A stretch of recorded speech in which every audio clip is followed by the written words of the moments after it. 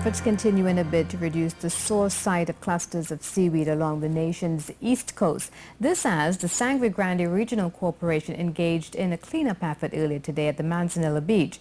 This initiative is to reduce the pileup of seaweed. In tonight's environmental report, CNews reporter Marie Hull tells us why the corporation is fearful.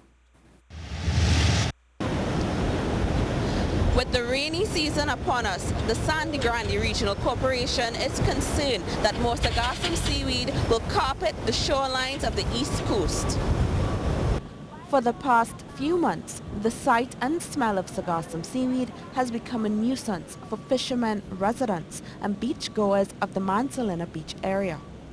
On Wednesday, in an attempt to reduce the piles of the free-floating weed from lingering on the shoreline, the Sangre Grande Regional Corporation, from as early as 7 a.m., engaged in cleanup action at the Manzanilla Beach.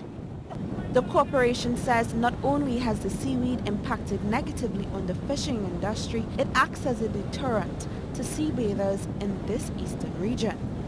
But is enough being done? Vice Chairman of the Regional Corporation, Barry Lochin, says while the corporation is doing its part to address the issue, there is a need for more hands on deck. He says to date there hasn't been any financial assistance from corporate bodies to help deal with the Sargussum seaweed that accumulate to cross a 90-kilometer stretch from Mayaro to Matlot on a daily basis. We have the work department, the technical department, even some of the members from the administration are here to help out with the situation because we don't have money to really take contracted labor and short-term labor to do this. But it's necessary now that the ministry should see what is happening and should allow some funding so that we can take extra manpower on contracted labor, on short-term labor and get this job done. He is of the view that rainy weather would make things worse. It will also aggravate the situation because normally when you have rain falling, you have a lot of stuff coming on the beach, normally with normal rainfall. So that if we continue to have rainfall, it's going to be aggravated, I'm almost certain. But a reef ecologist researcher at the Institute of Marine Affairs, Jason Alamo, assures that the heavy rains will not increase the influx of the seaweed. That rain doesn't do anything towards washing up on shore.